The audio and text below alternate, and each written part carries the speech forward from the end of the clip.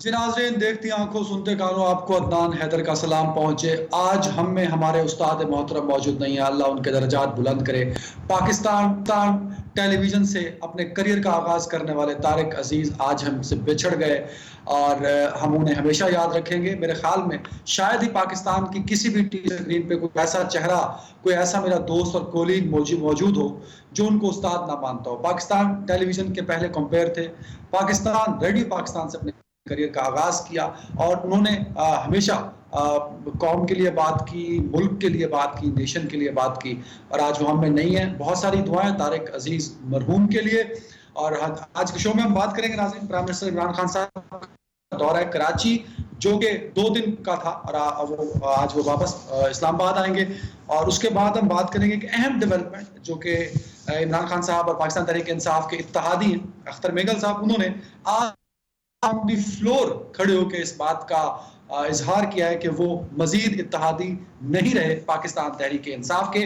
क्या सियासी तब्दीलियां रूनमा होने वाली अगले कुछ दिनों में, और अगर अख्तर मेगल साहब नहीं रहते और नहीं रहे, जो कि अब इमरान खान साहब की हुकूमत के लिए कितना खतरा हो सकता है, क्योंकि 184 वोट थे जो इमरान खान साहब को उस वक्त पड़े जब वो प्राइम मिनिस्टर के इलेक्शन हो रहे थे।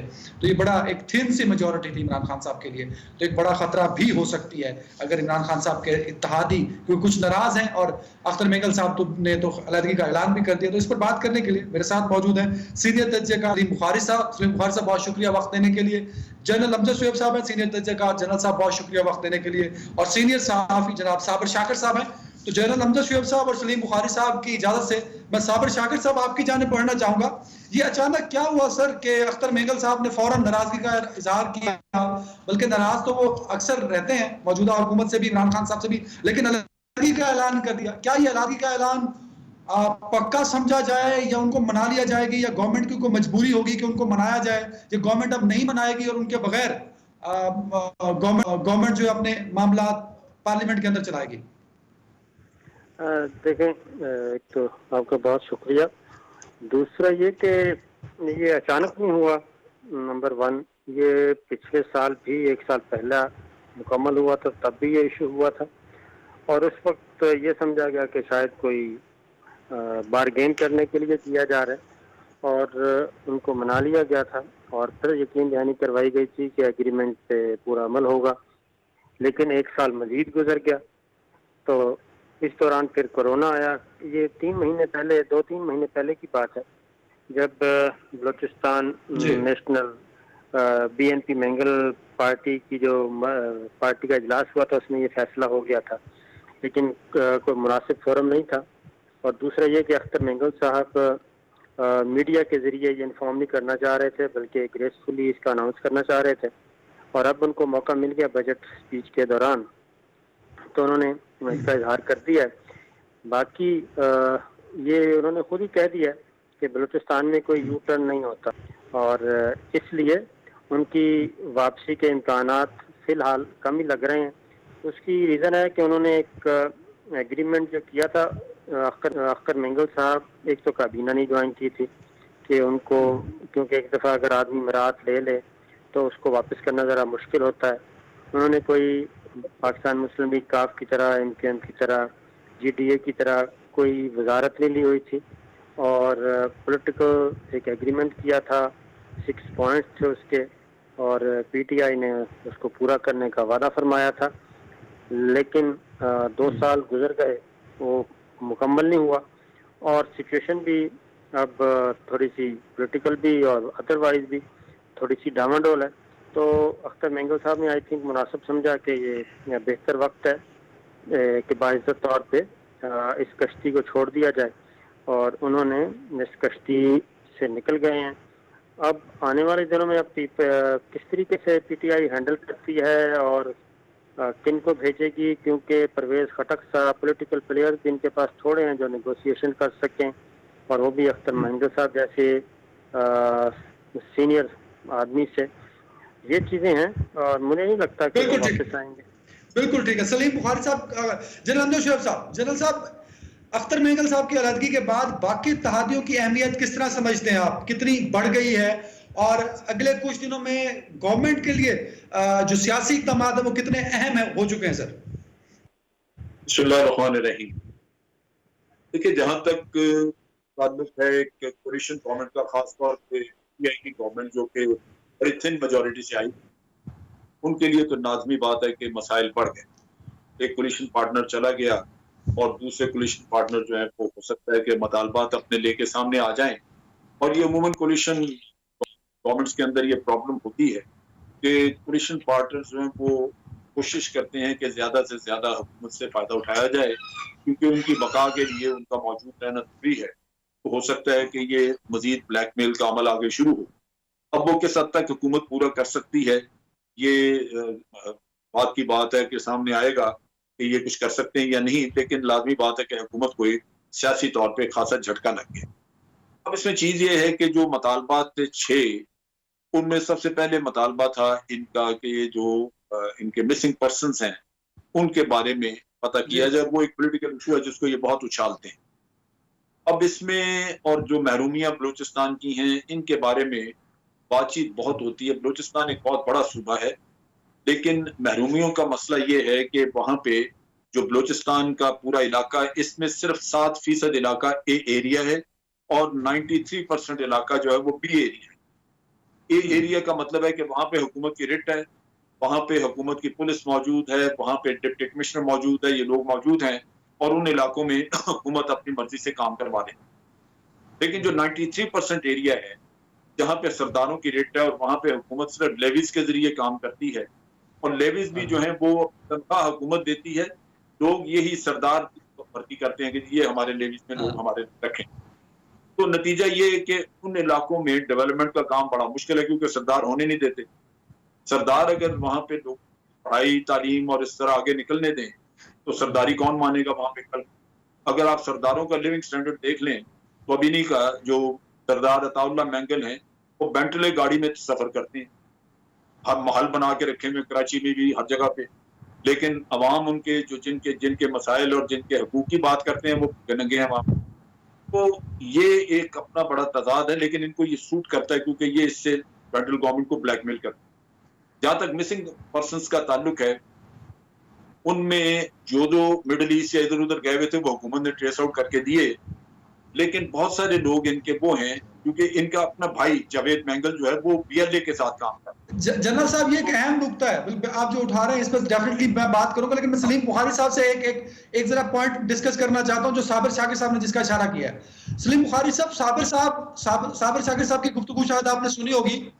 صابر صاحب بھی یہی کہہ رہے ہیں، ہمارے ذرائع بھی یہی کہتے ہیں کہ 2-3 مہینے سے ناراضگی چل رہی تھی اختر مینگل صاحب کی. گورنمنٹ نے منانا مناسب کیوں نہیں سمجھا سر؟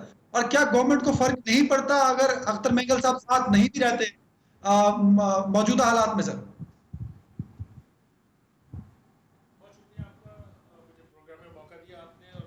اس حوالے سے بہت سی گفتگو جو ہے جنرل شاہد صاحب نے کر دی ہے، اور ان کی چونکہ گرفت کافی مضبوط ہے اس ان مسائل کے اوپر، اس لیے ہم تو خود بھی ان سے سیکھتے ہیں. میں تھوڑی سی طرح 2-4 گزارشات اس حوالے سے عرض کر رہے. تو دیکھیے یہ مینگل صاحب نے اب تو حتمی فیصلہ کر کے اس کو at the floor of the house announce کر دیا، لیکن اس سے پہلے 2 مرتبہ وہ اپنی اس خواہش کا اظہار پریس کانفرنسز میں کر چکے ہیں، جس کے نتیجے میں پھر کوئی ایک کمیٹی بنا دی جاتی تھی جو ان کو رضامند کرنے کے لیے اور ان کی باتیں جو ہیں ان کو ماننے کے لیے تشکیل دی جاتی تھی. لیکن ان دونوں دفعہ کے جو مواقع تھے اس کا بھی کوئی فائدہ پی ٹی آئی کی حکومت نے نہیں اٹھایا، اور ان کے جو 6 پوائنٹ تھے، 6 پوائنٹ جو مطالبات تھے ان کے، ان میں سے بقول اختر مینگل صاحب کے ایک لفظ بھی یا ایک نقطہ بھی جو ہے وہ اسے نہیں مانا گیا ہے. اب اگر یہ صورتحال ہے تو الائنس پارٹیز جو ہوتی ہیں ان کا تو بنیادی کام ہی یہ ہوتا ہے کہ ان کے مسائل جس کے لیے وہ حکومت کا حصہ بنے ہیں وہ حل ہوں، اور خاص طور سے بلوچستان میں جس طرح کی سیاسی جو یعنی تقسیم ہے یا جس طرح کے حالات ہیں معروضی وہاں سے ایک بڑی پارٹی جس کی پروونشل یعنی جو اسمبلی ہے اس میں بھی نمائندگی ہو، جو فیڈریشن میں نیشنل اسمبلی میں بھی بیٹھی ہو، اس کو اس طرح سے اگنور کرنا یا ان کو ہیلے بہانے سے مطلب ٹالتے رہنا جو ہے یہ مسئلے کا حل نہیں ہے. میری ذاتی رائے یہ ہے کہ اس وقت جس طرح کا ماحول بنا ہوا ہے ان کی اس وقت یہ علیحدہ ہونے کی ٹائمنگ بہت خوفناک ہے. یہ میرا ایسا ماننا ہے، اس لیے کہ پی ٹی آئی کے ایک بہت بڑے اسٹالورٹس जनाब जहांगीर तरीन साहब खुद नाराज़ होकर लंदन में बैठे हुए हैं और उनकी भी बहुत मतलब बड़ी गिरफ्त है पार्टी के MNAs MPAs के ऊपर। पंजाब में भी जो लोग हैं जो जनूबी सूबे के नाम पर आए थे PTI के अंदर शामिल हुए थे, वो भी उन्हीं का है।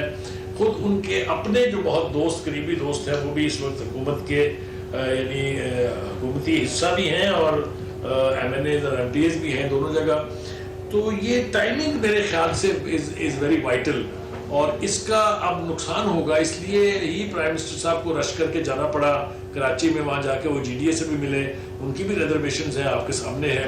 MQM उससे पहले काफ़ी एक दफ़ा तो ऑलमोस्ट अलहदा हो गई थी, सीटें छोड़ दी थी उन्होंने। मगर सबसे ज़्यादा क्रूशल जो है वो काफ लीग है, जिसके स्पीकर हैं जनाब परवेज़ इलाही साहब पंजाब में। उनकी तरफ से भी जो बयानात का सिलसिला जो रिसेंट सीरीज़ देखी है, ख़ास तौर से जब नैब ने एक पुराना मुर्दा फिर उखाड़ा है उसके बाद से, तो ये अलायंस जो है ये तो डोलती हुई नजर आ रही है और ये टाइमिंग इतनी क्रूशल है कि इस वक्त मेरा नहीं ख्याल कि PTI ये अफोर्ड कर सकती है कि उसके अलाइज इस तरह से उनका साथ छोड़े। बिल्कुल ठीक है, बिल्कुल ठीक है सलीम साहब, बिल्कुल ठीक। साबिर शाकिर साहब, क्या आपको लगता नहीं कि गवर्नमेंट के लिए इन फ्यूचर मामला तो मजीद कशीदा हो सकते हैं? इमरान खान साहब की जो पोजीशन है उसको मजीद खतरा भी हो सकता है। सोशल मीडिया पे भी इस हवाले से कुछ खबरें चल रही हैं। एक पॉइंट तो ये सर, दूसरी ये भी बता दीजिएगा, क्या आपको लगता है कि अख्तर मेंगल साहब ने वापसी के तमाम रास्ते बंद कर दिए हैं? क्योंकि उन्होंने अपोजिशन बेंचों में बैठने की बात नहीं की, उन्होंने हुकूमत से अलहदगी की बात की और बताया कि मेरे साथ जो 6 मुआहदे थे, 6 पॉइंट्स थे, उन पर काम नहीं हुआ।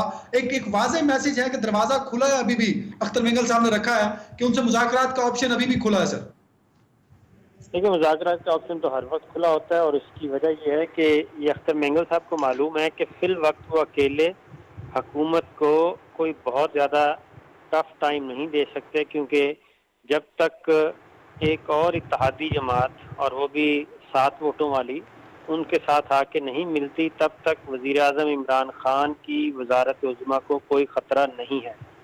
इस वक्त भी 181 की मेजॉरिटी उनको हासिल है। 9 वोट अभी भी ज़्यादा हैं पाकिस्तान तहरीक इंसाफ के पास, जिसमें 7 MQM के हैं, 4 पाकिस्तान मुस्लिम लीग काफ के वोट हैं, 2 आज़ाद हैं जो कि एक उनमें से असलम होतानी साहब हैं, वो भी बलूचिस्तान से हैं, एक जमहूरी वतन पार्टी है, वो भी बलूचिस्तान से है।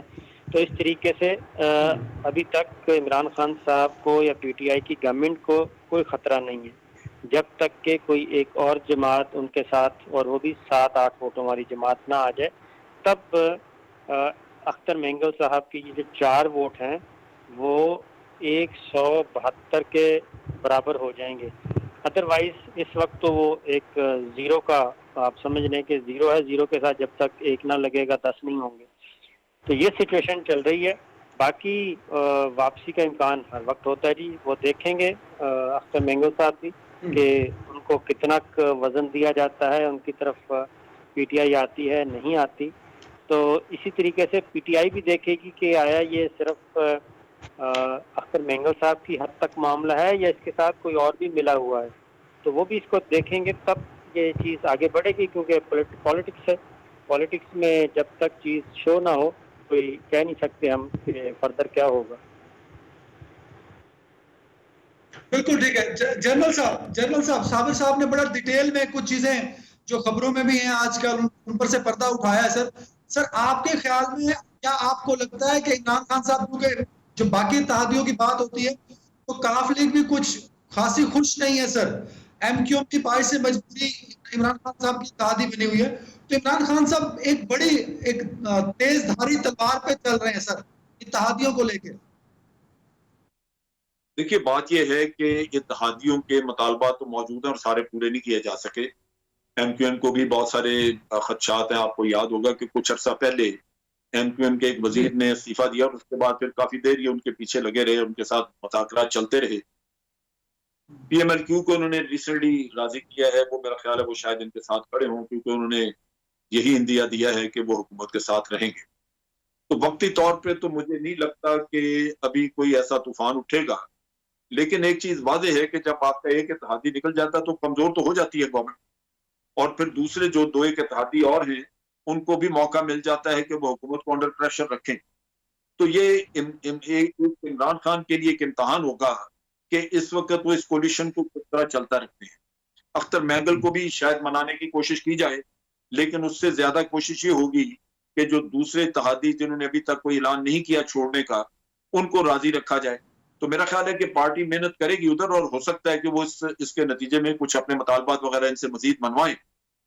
اور مطالبات میں عموماً پہلے بھی انہوں نے وزارتیں وغیرہ بانٹی ہیں، ہو سکتا ہے آگے بھی کوئی اس طرح کا قصہ کریں، لیکن یہ کروشل ہے ان کے لیے، ان کی حکومت کے لیے بہت بڑا ایک چیلنج بن چکا ہے کہ دوسرے اتحادی جو ہیں ان کے لیے ایک راستہ کھل گیا کہ ایک چھوڑ کے جا رہا ہے، ہو سکتا ہے دوسرے بھی پر تولنا کر دیں.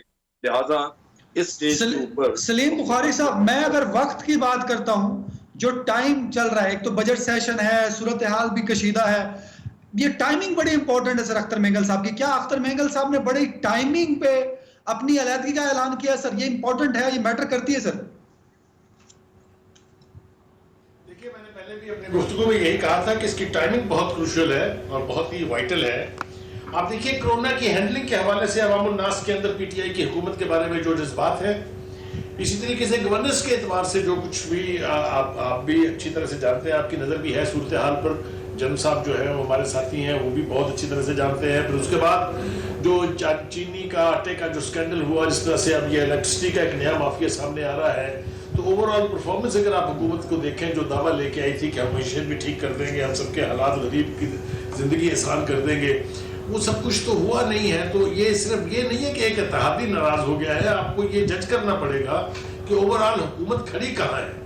تو حکومت کی میرے حساب سے تو نہ ان کی ہینڈلنگ کرونا کی ٹھیک ہے. صبح سے شام تک پرائم منسٹر صاحب پہلے دن سے لے کے آج تک ہمیں کو 12 قوم سے خطابات میں یہ بتا چکے ہیں کہ لاک ڈاؤن نام کی بکواس جو ہے اس کے کرنے کا کوئی فائدہ نہیں ہے. وہ ڈینائل موڈ میں ہے پہلے دن سے. جتنا نقصان ہوا ہے، اب جس رفتار سے اموات ہو رہی ہیں، جس رفتار سے کیسز کی تعداد بڑھ رہی ہے، اب یہ بوتل میں جن واپس کرنا جو ہے، جس کو کوشش کی جا رہی ہے کہ سمارٹ لاک ڈاؤن کا نام دے کے امبیرسمنٹ سے بچا جائے اور لاک ڈاؤن کیا جائے، یہ اب اتنا آسان نہیں ہے. یہ بہت مشکل ہو گیا اس لیے کہ یہ فلڈ گیٹس ایک دفعہ کھل چکے ہیں. تو یہ صرف اتحادی جانا، میں نے جیسا کہا کہ اس کی ٹائمنگ بہت کروشل ہو سکتی ہے، لیکن اوورآل صورتحال اگر آپ دیکھیں ان کی گورننس کے اعتبار سے، معیشت کے اعتبار سے، یہ کرونا پینڈیمک جو ہے، جو بہت بڑا چیلنج ہے دنیا کے ہر ملک کے لیے، اس کو جس طرح سے ہینڈل کیا گیا ہے، یہ ساری چیزیں مل ملا کے جو ہیں اس حکومت کی کریڈیبلٹی کو ذوق پہنچاتی ہیں، کمزور کرتی ہیں. اور جیسا میں نے کہا سلیم بخاری صاحب، بڑی قطع کلامی کی معذرت چاہوں گا، صابر شاکر صاحب نے کہا ہے کہ مینگل صاحب کی علیحدگی بھی حکومت کے لیے کسی طرح کا کوئی خطرہ نہیں ہے. کیا آپ کو لگتا ہے، کیونکہ آپ باقی فیکٹرز کی بھی بات کر رہے ہیں، اس لیے میں یہ سوال آپ سے پوچھ رہا ہوں، باقی فیکٹرز بھی انوالو ہوتے ہیں، اتحادی ناراض ہیں، ایک اتحادی علیحدہ ہو جاتا ہے، تو یہ ساری چیزیں عمران خان صاحب کو یا موجودہ حکومت کو ہلا سکتی ہیں سر؟ دیکھیے، پہلی بات تو یہ ہے کہ میں نے جیسا کہا، مجھے لگتا ہے ایسے کہ اب پی ٹی آئی کی قیادت جو ہے اس کو یہ ادراک ہو گیا ہے کہ چیزیں کچھ لوز اینڈز ہیں جن کو فوری طور پہ ایڈریس کرنا پڑے گا. میں نے پہلے بھی کہا، پھر کہتا ہوں کہ جو کراچی کی وزٹ ہے عمران خان صاحب کی، اسی طرح جو اس سے پہلے وہ لاہور آئے تھے، یہ شاید اس فیل کے نتیجے میں ہے کہ شاید ان کی حکومت جو ہے اس کو کچھ تھوڑے سے سیریس چیلنجز جو ہیں وہ درپیش ہیں. تو احتساب کا نعرہ لے کے آئے عمران خان صاحب، اس احتساب کا بھی جو ہوا وہ ون آئیڈ جیک کی طرح سے ون سائیڈڈ میچ جو ہے وہ چل رہا ہے، اسی لیے اس کی کریڈیبلٹی بھی بہت حد تک ایروڈ ہو گئی ہے. کوئی بات اب اس شد و مت کے ساتھ سننے کے لیے عمران خان صاحب کی احتساب کے حوالے سے تیار نہیں ہے. اور دوسرا یہ کہ جو چیزیں اور ہو رہی ہیں جو سرفیس پہ نہیں ہیں، مثال کے طور پر لوگ کہہ رہے ہیں کہ نون لیگ کی قیادت کی ملاقات جہانگیر ترین سے لندن میں ہوئی ہے، کچھ لوگ کہہ رہے ہیں کہ یہاں پر کچھ جماعتیں، خاص طور سے اپوزیشن کی جماعتیں جو ہیں ان کی ملاقاتیں مینگل صاحب سے ہو رہی ہیں. تو یہ ساری ایکٹیویٹی ایک دم سے جو شروع ہوئی ہے، اس نے لوگوں کو مخمصے میں ڈال دیا ہے کہ کیا جو سپورٹ عمران خان صاحب کو یعنی موجود تھی، جو ان کو اس حد تک لانے میں کامیاب ہوئے، کیا انہوں نے اوپر سے ہاتھ ہٹا لیا ہے؟ بہت سی باتیں اس حوالے سے کی جا رہی ہیں. تو یہ میرے خیال سے سیریس چیلنج ہے، اس کو انڈرمائن نہیں کیا جا سکتا. نہ عمران خان صاحب اس کو ہی can not laugh it out, وہ اس پر کہکا لگا کے ایک طرف نہیں ہو سکتے. میرے خیال سے بہت ہیکٹک ایفرٹس کرنی پڑیں گی ان کو، مطالبات لوگوں کے ماننے پڑیں گے جن کو وہ اب تک نہیں مان رہے. صابر شاکر صاحب، سلیم بخاری صاحب نے میرے خیال میں میرے سوال کے جو پہلو تھے وہ بڑے کلیئرلی سب کے سامنے رکھ دیے ہیں. میں بار بار آپ سے اس لیے پوچھتا ہوں کہ آپ اس وقت ہم صحافی دوستوں میں بڑے باخبر بھی ہیں, آپ کے ذرائع بھی ہیں, سورسز بھی ہیں, پی ایم ہاؤس میں کیا ہو رہا ہے, پارلیمنٹ میں کیا ہو رہا ہے, جی ایچ کیو سے لے کے پریزیڈنٹ ہاؤس تک کیا چیزیں ڈیولپ ہو رہی ہیں. اگر ان سارے چیزوں کو آپ سامنے رکھتے ہیں تو آپ بھی اس بات سے ڈس ایگری نہیں کریں گے کہ تمام چیزیں اتفاق نہیں ہو سکتا سر, کچھ نہ کچھ معاملات میں پیچیدگی ضرور ہے. صابر شاکر صاحب دیکھیں, اس وقت جنرل امجد شعیب صاحب ہیں, یہ آپ کو پنڈی کا حال یہ بتا دیں گے, اور بخاری صاحب سے آپ لاہور کا حال پوچھیں, میں اسلام آباد کا بتا سکتا ہوں. اور وہ یہ ہے کہ اگر ہمارے اصل میں تو امپورٹنٹ اسلام آباد ہی ہے, اور ہمارے اگر تینوں کی باتوں میں امپورٹنٹ اسلام آباد سے بھی زیادہ ضروری سر ریڈ زون ہے. صابر صاحب بڑے افیکٹولی ریڈ زون میں کام کر رہے ہیں, تو یہ بتا سکتے ہیں. بالکل, بات یہ ہے کہ اسلام آباد کو ایوان اقتدار جو اسلام آباد کا ہے ریڈ زون میں, اس تک پہنچنے کے لیے آپ کو جس طرف سے مرضی آئیں پنڈی سے ہو کے آنا پڑتا ہے. اور پنڈی کا جب تک پنڈی آپ کو راستہ نہیں دے گا آپ نہیں پہنچ سکتے, نہ بائی ایئر پہنچ سکتے ہیں نہ بائی روڈ پہنچ سکتے ہیں. اور اگر آپ اسلام آباد میں آ بھی جائیں تو وہاں پہ بھی دو ہی راستے ہیں, مارگلا روڈ پہ بھی, اور دوسرا ہے آپ پارا کی طرف سے آئیں تو وہاں پہ بھی جب تک آپ کو یہ دو راستے نہ ملیں آپ نہیں پہنچ سکتے. تو صورتحال یہ ہے کہ اختر مینگل صاحب کے بارے میں ان کے پیچھے کون ہے, اکیلے ہیں نہیں, میں اس لیے کہہ رہا ہوں کہ تھوڑا سا انتظار کر لیں. اور ظاہر ہے فی الحال تو یہ بجٹ ہے, بجٹ میں تو وہ چیلنج نہیں کر سکتے, لیکن جو چیز ہے پاکستان مسلم لیگ کاف وہ بہت زیادہ ناراض ہے, اور وہ ناراض بھی ہے اور اس کی گرفت بھی بڑی مضبوط ہے اور وہ بڑی ناگزیر ہے, کیونکہ پنجاب گورنمنٹ جو پی ٹی آئی کی ہے وہ اس وقت فیصلہ کن ووٹ ہیں پاکستان مسلم لیگ کاف کے, اور پنجاب آپ کو پتہ ہے پنجاب رول کرتا ہے اسی کا فیڈرل گورنمنٹ میں, اسی کے اثرات مرتب ہوتے ہیں. تو فی الحال ظاہر پالیٹکس ہے. اب اختر مینگل صاحب کیا بارگیننگ پوزیشن اپنی کہاں تک بہتر بنا سکتے ہیں. میں نے کہا کہ اکیلے وہ کچھ بھی نہیں ہے جب تک ان کے ساتھ ایک اور پارٹی نہ آئے یا ناز نخرے نہ دکھائے. اگر یہ دو ہو سر جاتے ایک ہیں بریک تو کا کہا جا رہا ہے, صابر بھائی ایک بریک کا کہا جا رہا ہے. ناظرین بریک پہ چلتا ہوں, بریک کے بعد عمران خان صاحب گئے کراچی گئے, وزیر اعلی سندھ سے نہیں ملے. بریک کے بعد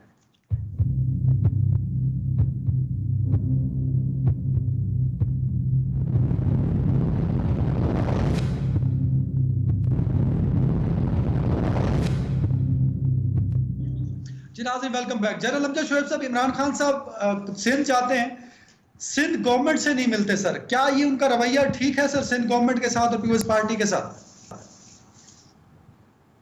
دیکھیے عمران خان صاحب کے سب سے بڑا جو غلط کام یا خرابی وہ یہی اتحادی جو ہیں ان کا رویہ جو بھی ہو, آپ کو یہ ذہن میں رکھنا چاہیے کہ پاکستان کے مسائل اس قسم ہیں جہاں آپ کو کنسنسس چاہیے, اور کنسنسس کے لیے آپ کسی بھی پارٹی کو جب آپ ملک کے وزیر اعظم بن چکے ہیں تو پھر آپ سب کے لیے برابر ہیں.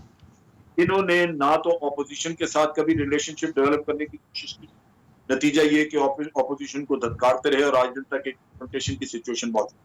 نقصان کس کا ہوا؟ پارلیمنٹ نہیں چل رہی, آپ کی لیجسلیشن نہیں ہوتی, آپ دیکھ لیجئے کہ کوئی دونوں میں تعاون کا کوئی رستہ نہیں ہے. اور پھر آپ سندھ جاتے ہیں تو وہاں پہ کورونا کی ایک وبا اسی طرح جیسے پنجاب میں یا کسی اور علاقے میں ہے, تو آپ کو ان کو بھی کم از کم ان کی پشت پہ ہاتھ رکھنا چاہیے. ان کو معلوم ہو کہ ملک کا وزیر اعظم یہاں پہ آیا ہے اور وہ پوچھ رہا ہے آپ سے کہ جناب ہم آپ کے لیے کیا کر سکتے ہیں, کیا اس سے ایک اچھی فضا پیدا ہو. اور ویسے بھی کورونا کی وبا سے جنگ لڑنے کے لیے ایک پاکستان میں پورے ملک میں ایک یونیفارم پالیسی ہونی چاہیے تھی, ایک کنسنسس کی پالیسی ہونی چاہیے تھی, وہ جو نہیں بنا سکتی. تو ان کا سب سے بڑا مسئلہ یہ ہے کہ ان کو اپنی دوسری یعنی اپوزیشن پارٹی سے یا جو اور پارٹیز ہیں ملک میں حکمرانی کر رہی ہیں مختلف صوبوں میں, ان سے تعاون لینا ہی نہیں آیا ہے. آپ کنفرنٹیشن سے ملک نہیں چلا سکتے. یہ میں پہلے دن سے ان کی یہ کمزوری محسوس کرتا ہوں کہ جو نیشنل ایشوز ہیں ان کے اوپر انہوں نے کوئی کنسنسس ڈیولپ کرنے کی کوشش ہی نہیں. ये अपने तौर पे लगे रहे हैं। कश्मीर का इशू हो, मुल्क की इकोनॉमी का इशू हो, आज कोरोना का इशू निकल आया, आपके बेशुमार इशूज ऐसे हैं जो कौमी नौयत के हैं, जिनके ऊपर पार्टी की सियासत नहीं बल्कि एक मुल्क की फैसला चाहिए आपको पूरे मुल्क की तरफ, लेकिन वो ये नहीं कर सकते। तो ये इनका बहुत बड़ा फेलियर है जो इनकी गवर्नेंस को भी रोकता है, गवर्नेंस में भी खराबी पैदा करता है। और Got the point. Salim Bukhari साहब, जनरल साहब भी कह रहे हैं कि ये इनका फेलियर है कि तमाम स्टेक होल्डर को साथ लेके चलने में नाकाम रही। आप शुरू दिन से अब आपकी जिंदगी गुजर गई सर सहाफत करते करते, एक वजीर आजम का बिहेवियर होना क्या चाहिए अगर वो किसी ऐसे सूबे में जा रहा है जहां उसकी गवर्नमेंट की पार्टी की गवर्नमेंट नहीं है, या जहां उसको उस पार्टी की गवर्नमेंट है जो फ्लोर के ऊपर बहुत तनकीद का निशाना बना रही है? क्या एक अच्छा मौका था, पॉलिटिकल कंसेंसस डेवलप हो जाता कि गवर्नर हाउस की बजाय वो सीएम हाउस चले जाते, मुराद अली शाह साहब को ऑन बोर्ड लेते? तो एक बड़ा अहम पॉइंट है सर जो आज 2 दिन प्राइम मिनिस्टर का दौरा है, उसमें हमें वो पॉलिटिकल कंसेंसस प्राइम मिनिस्टर साहब की जानिब से भी डेवलप होता नजर नहीं आया। देखिए भाई, बात ये है, थोड़ा सा पीछे जाना पड़ेगा। अगर आपको याद हो, जब ये असम्बलियाँ शुरू हुई थी तो अपोजिशन के 2 बड़े लीडरों की तरफ से प्राइम मिनिस्टर साहब को ये ऑफ़र की गई थी कि हम आपसे मिशाके मईशत भी करना चाहते हैं, हम आपसे मिशाके जमहूरियत भी करना चाहते हैं। जरदारी साहब की तकरीर आपको याद रखनी चाहिए, फिर बाद में जो शहबाज शरीफ साहब की तकरीर थी वो भी आपको याद रहनी चाहिए। मगर जो प्राइम मिनिस्टर अपोजिशन के साथ हाथ मिलाने के लिए, उनके सलाम का जवाब देने के लिए तैयार न हो, वहाँ जो है वो एक मुट्ठी की तरह से मिलके किसी भी बड़े नेशनल चैलेंज का सामना करना जो है उसकी तो तवक्को भी नहीं रखी जा सकती। तो प्राइम मिनिस्टर साहब का जो एरोगेंट कह लीजिए आप इसको, ये एटीट्यूड है या ये उनका स्टाइल है, जो भी है, अगर आपने पॉलिटिक्स करनी है तो आप एरोगेंस को तो आपको एक तरफ रखना पड़ेगा। एक बात तो ये है। दूसरी बात ये है कि वो जो उनके नारे थे जिसकी वजह से लोगों ने उनको पसीर, वो आके हुकूमत में बैठ गए, वो थे कि इत्तेहाद करें, एहतसाब करेंगे और सबका अक्रॉस द बोर्ड करेंगे। वो अब 2 साल में ये बात बिल्कुल क्रिस्टल क्लियर हो गई है कि वो एहतसाब वन आइड जैक की तरह से यकतरफा है, और जब यकतरफा एहतसाब होता है तो उसको दूसरे लफ्ज़ों में इंतकामी एहतसाब कहा जा सकता है। इसलिए कि हुकूमत के अंदर पिछली हुकूमतों के वो सारे चोर डाकू जिन्हें इमरान खान साहब कंटेनर पर खड़े होकर चोर डाकू और पता नहीं क्या क्या कहते थे, मैं नाम लेना नहीं चाहता हूँ, आपके सामने मिसाल मौजूद है, जिसको सबसे बड़ा पंजाब का डाकू कहते थे, वो अब उनका स्पीकर है। तो उनके साथ वो लोग जो पिछली हुकूमतों के अंदर चोर और डाकू करार दिए गए थे वो सारे बैठे हुए हैं, कोई पूछने वाला नहीं है। जो हुकूमती अरकान हैं जिनमें वज़रा शामिल हैं, उनके खिलाफ नैब के रेफरेंसेस हैं, उनके खिलाफ नैब के केसेस बने हुए हैं, उनको कोई पूछने वाला नहीं है। BTR का मनसूबा हो, चाहे मालम जब्बा हो, चाहे बेपनाह चीज़ें ऐसी हैं जिसकी वजह से इस एहतसाब की क्रेडिबिलिटी एज ए क्रिटिक मेरे नज़दीक तो सब ज़ीरो लेवल पे पहुंची हुई है। अब जब आप अपने बुनियादी नारों से इनहराफ करते हैं, जब आपने कहा था हमारे पास तो 200 बंदों की टीम है जो इकॉनमी हफ्तों में ठीक कर देगी, असद उमर साहब जिनको इकोनॉमिक एरिस्टोटल कहा जाता था, वो टॉक शोज में बैठ के चुटकियां बजाते थे कि 1 हफ्ते में ठीक कर लेंगे हम, हमारे पास इतने माहरीन हैं। आप देख लें मईशत का क्या हाल है। अब जमहूरी रवैये भी ठीक ना हो, मईशत भी ठीक, गवर्नेंस भी ना हो रही हो, स्कैंडल भी आ रहे हों, तो फिर अल्लाह ताला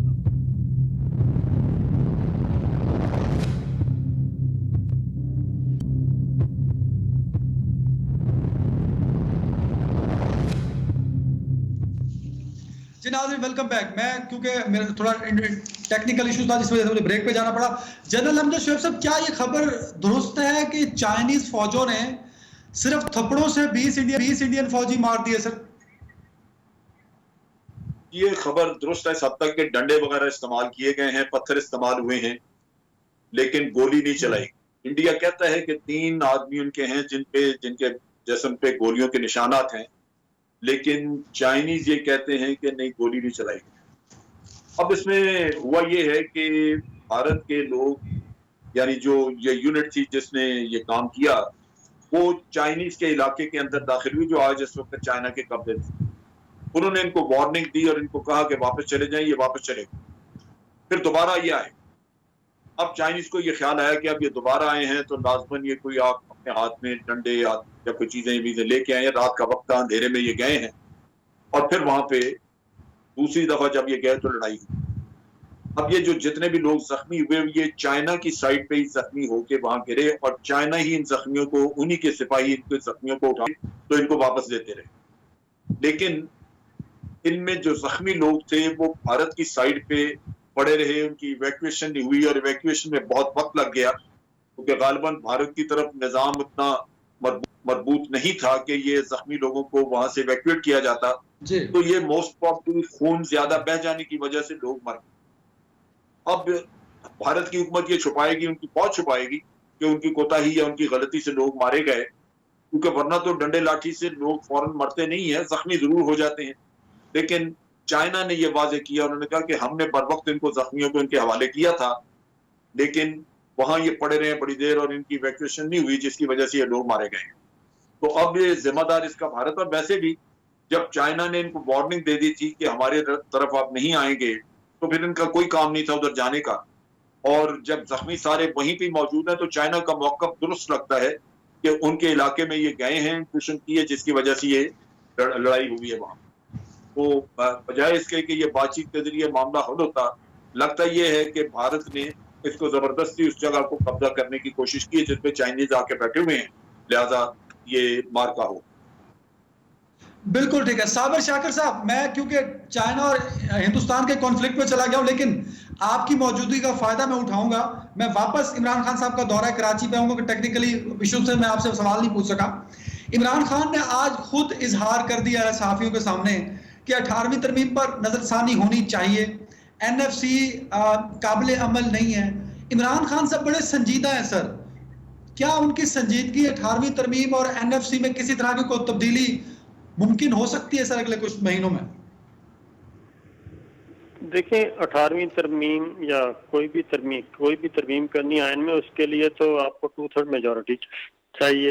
ये बात तो बहुत अरसे से आ रही है और कोशिश भी की जा रही है कि जो 18वीं तरमीम में कुछ ऐसी चीज़ें हैं, खामियां, उनको दूर किया जाए। और ख़ास तौर पे कोरोना के बाद बहुत सारी खामियां सामने भी आ गई और मालूम हुआ कि सूबों ने आईनी एतबार से तो बहुत सारी वजारतें ले ली, लेकिन काम कुछ भी नहीं किया। और दूसरा ये कि अगर कोई कौमी लेवल पे कोई आफत आती है, कोई मुसीबत आती है, कोई वबा आती है, तो उसको संभालने के लिए सूबों के और वफाक के दरमियान मिलकर काम करने का कोई फोरम नहीं है। ये हंगामी बुनियादों पे एनसीओसी बनाया गया और इस फोरम पे आके ये जो चंद फैसले जो हो रहे हैं और इम्प्लीमेंट होते हैं और जिस तरीके से होते हैं, ये हमें सामने नज़र आ रहा है। उसकी रीज़न ये है कि इस वक्त जो जनरल साहब बात कर रहे थे कि सियासी रंजिश से लेके दुश्मनी तक चली गई हैं और ये दुश्मनी की हद तक इस वक्त है और बोलचाल बिल्कुल बंद है, टॉकिंग टर्म नहीं है, वर्किंग रिलेशनशिप नहीं है और तीसरे वॉइस से बात करनी पड़ती है। तो ये सिचुएशन है। तो इसलिए 18वीं तरमीम अगर आपने पाकिस्तान को मजबूत देखना है तो रीएड्रेस करना पड़ेगा और जो खामियां रह गई हैं उनको दूर करना पड़ेगा। और दूसरा यह है कि अच्छा साबिर भाई, एक चीज एडिशन और भी कर दें। इमरान खान साहब के शेड्यूल में सीएम से मुलाकात नहीं थी, क्या इमरान खान साहब ने खुद मना किया था कि मेरी मुलाकात ना रखी जाए? इमरान खान साहब खुद नहीं मिलना चाह रहे थे? जाहिर है ये प्राइम मिनिस्टर से पूछा जाता है जी कि किससे मुलाकात करनी है और किससे नहीं करनी। तो मैं वही कह रहा हूँ कि ये सिचुएशन बिल्कुल वही है जब नवाज शरीफ और मोहतरमा बेनज़ीर भुट्टो के दरमियान जो रंजिशें थीं 88 के बाद। आपने देखा 88 के बाद मोहतरमा बेनज़ीर भुट्टो प्राइम मिनिस्टर थी, नवाज शरीफ साहब वज़ीर आला थे, इस्तकबाल नहीं किया जाता था और अगर नवाज शरीफ साहब इस्लामाबाद आते थे तो वो हम मसाइल होते थे। तो ये सारी चीज़ें इसी तरह की रंजिश इस वक्त है और वो रंजिश भी इंतहा को पहुंची हुई है, दुश्मनी की हद तक पहुंची हुई है। कौमी असम्बली में देखें, जो एडवाइजरी कमेटी है उसमें बिजनेस एडवाइजरी कमेटी, उसमें तमाम चीज़ें तय पा जाती हैं, लेकिन जब कौमी असम्बली का इजलास होता है तो वहाँ पे फिर लड़ाई शुरू हो जाती है और टॉलरेंस जो वो ज़ीरो है।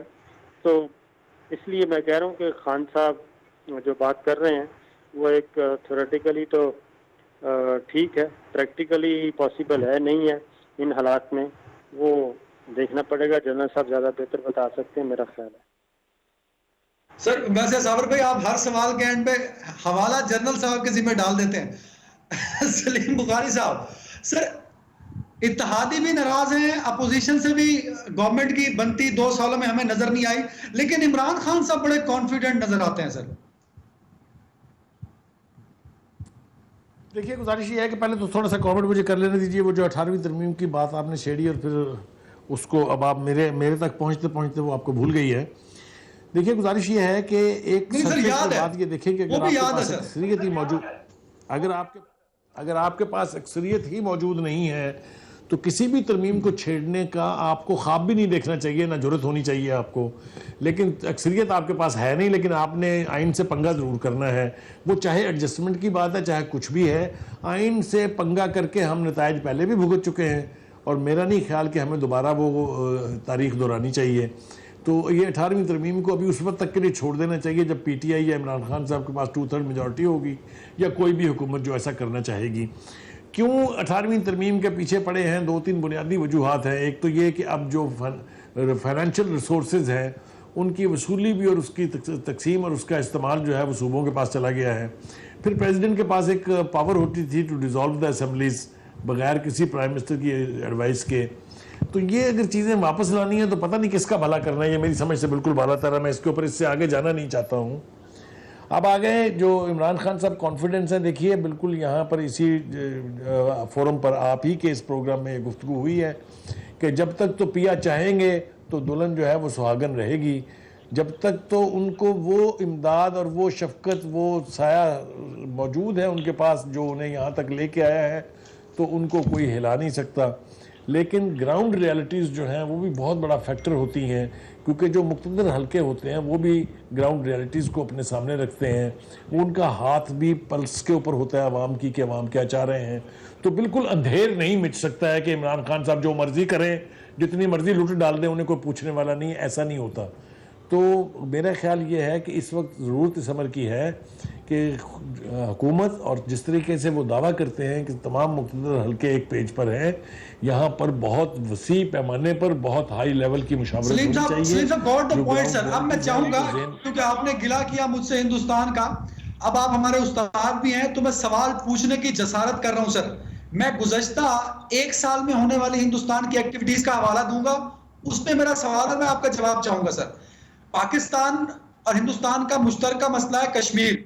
کشمیر پر جو 5 اگست 2019 کو ہندوستان نے کیا, ہمارا رسپانس صرف ترانوں تک تھا, خاموشی تک تھا.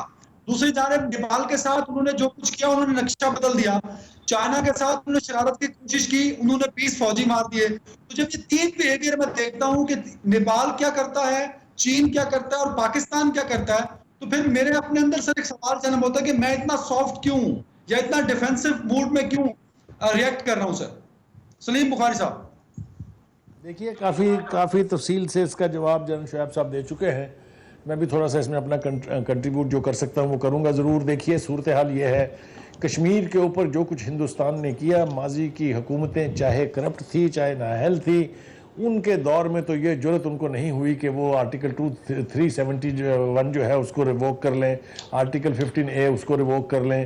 وہ شہریت کا مسئلہ جو نہیں ایک درفنتنی چھوڑی ہے بھارت نے, یہ سب کچھ اس وقت ممکن نہیں تھا. یہ اب کیوں ممکن ہوا ہے, اور اگر ممکن ہوا ہے تو اس میں ہمارا ریئیکشن کہاں ہے؟ ایک تقریر کی تھی عمران خان صاحب نے, ان کے سب دوستوں نے, دشمنوں نے, پولیٹیکل فوز نے, ان سب نے تعریف کی تھی اس کی کہ وہ ایک عالی شان تقریر تھی. لیکن اس تقریر کے بعد جب ہم دیکھتے ہیں تو یہ معاملہ پاکستان کا رسپانس صرف شاہ محمود قریشی کی لفاظی اور ان کے انداز بیاں تک رہ گیا ہے, اس سے آگے کچھ نہیں ہے. لہٰذا کشمیر کی لیڈرشپ جو ہے ان کے احساسات کو اگر آپ جج کریں, اگر آپ اس کو فیل کریں, تو وہاں سے بھی کوئی بہت ٹھنڈی ہوا پاکستان کے لیے اب اس لیے نہیں آ رہی ہے کہ وہ سمجھتے ہیں کہ ایک طویل عرصے تک پاکستان نے خاموشی اختیار کیے رکھی ہے. اب آ جائیں چین کی طرف. جو چین کا حوالہ ہے, دیکھیے ہمیں تو بلیڈ کرا رہا ہے ہندوستان کافی عرصے سے, جو وائلیشنز ہو رہی ہیں بارڈر کی, وہ دوسری بات ہے کہ جہاں بھی وہ وائلیشن کرتا ہے اس کو منہ کی کھانی پڑتی ہے, بہت تباہی اٹھانی پڑتی ہے. لیکن انہوں نے لائن آف کنٹرول کو کبھی ایک دن کے لیے بھی شاید خاموش رہنے نہیں دیا ہے. جو یونائٹڈ نیشن کے آبزرورز پاکستان کی طرف ہیں, ہندوستان نے تو نکال کے باہر کیا تھا ان کو ہم دکھاتے بھی رہتے ہیں, لیکن جو ورلڈ کمیونٹی کا وہ سب سے بڑا فورم ہے, وہاں شاید کسی کے کان پر جوں نہیں رنگتی اور بے حسی کی نیند وہ سوئے ہوئے ہیں فی الحال. لیکن اب چین کے ساتھ اس ہندوستان کی یہ جو سکرمشز ہیں جو لداخ کے علاقے میں ہو رہی ہیں, چین کی افواج کا، ان کے حوصلے کا، ان کی بہادری کا مقابلہ کرنا بھارت کے فوج کے بس میں نہ 1962 میں تھا اور نہ آج ہے. لہذا جو درگت بنی ہے وہاں پر بھارتی فوجیوں کی، جس طریقے سے انہوں نے ان کو پہلے دن سے لے کے اور آج تک ہینڈل کیا ہے چائنیز آرم فورسز نے، وہ میرے خیال سے پورے تاریخ ایک لکھی جائے گی اس کی بھی، جس طرح کی ہزیمت ہندوستان کو وہاں اٹھانا پڑی ہے. پہلے ہندوستان کو چائنا نے پیشکش کی تھی کہ آپ بات چیت سے اس مسئلے کو حل کر لیں، اور اب وہ پیٹ رہا ہے ہندوستان پوری دنیا میں کہ خدا کے لیے چین سے کہیں ہم سے مذاکرات کریں. تو وہاں صورتحال بھارت کی بہت ہی بلیک ہے، بہت پتلی صورتحال کا سامنا ہے وہاں انہیں، اور اسی لیے یہ خدشہ پیدا ہوتا ہے کہ شاید وہاں کی جو صورتحال جس کا حوالہ سلیم بخاری صاحب دے رہے ہیں، جس کا سامنا اس وقت ہندوستان کو، پاکستان کی خارجہ پالیسی کیا ہونی چاہیے تھی؟ کیونکہ اس وقت کشمیر کا محاذ بڑا اچھا پاکستان دنیا کے سامنے بھی پیش کر سکتا تھا. ہم ہمیشہ سے ڈیفینسو رہے ہیں، کیا ابھی بھی ہمیں ڈیفینسو رہنا چاہیے آج کل کے جو حالات ڈیولپ ہو چکے ہیں؟ سر دیکھیں، ہم ڈیفینسو پہ نہیں رہے. ہماری پالیسی یہ تھی کہ تو تاریخ بتاتی ہے کہ دو نیوکلیئر پاورز میں ڈائریکٹ جنگ نہیں ہوئی، اور ہمیشہ کوششیں کی جاتی رہی کہ خطے کو تباہی سے بچایا جائے. لیکن جو خرابی تھی وہ آپ دیکھیے کہ پچھلی حکومت کے دور میں کشمیر کا نام لینا بھی گناہ تھا. ہم نے اوفا میں جا کے معاہدہ کیا، کشمیر کا نام ہی نہیں لیا وہاں، اور یہ مسئلہ ہمارا بہت گمبھیر پیچھے رہا. اس کے بعد یہ ہوا کہ ہمارے حکمرانوں نے خود ہی کہا کہ کیا ہمیں بامبے میں یہ لوگ بھیجنے چاہیے جو جا کے وہاں پہ اتنے لوگوں کو مار، یعنی یہ پوچھا ہی نہیں کسی نے کیا ہم نے بھیجے بھی تھے یا نہیں. میں واضح کہتا ہوں کہ وہ انٹیلیجنس ایجنسی ISI تو بہت سپیریئر انٹیلیجنس ایجنسی ہے، وہ انٹیلیجنس ایجنسی دمڑی کی انٹیلیجنس ایجنسی نہیں ہے جو وہاں پہ جس کے ریسورسز نہ اور یہاں سے آدمی اپنے گھر سے بھیج کے مروائے. یہ ہوتا ہی نہیں. لیکن یہ الزام بھارت نے لگانا تھا، فالس فلیگ آپریشن کر کے انہوں نے لگایا، اور ہمارے حکمران شامل ہو گئے، شریک ہو گئے اپنے ملک کو ذلیل کرنے کے. نتیجہ یہ ہوا کہ ساری دنیا نے مان لیا کہ پاکستان ٹیررزم کرا. جب پلوامہ کا واقعہ ہوا تو ادھر انڈیا نے الزام لگایا، شام تک کو امریکہ نے، برطانیہ نے، فرانس اور آسٹریلیا نے کہا جی India retains the right to retaliate, ایک لیجیٹمیسی اس کو دے دی ایگریشن. یہ پاکستان کا ڈائلیما تھا کہ آپ کے اپنے لوگوں نے اپنے ملک کو مجرم بنا کے دوسروں کے سامنے پیش کیا. یہ ہم محبت تھی اس ملک کے ساتھ.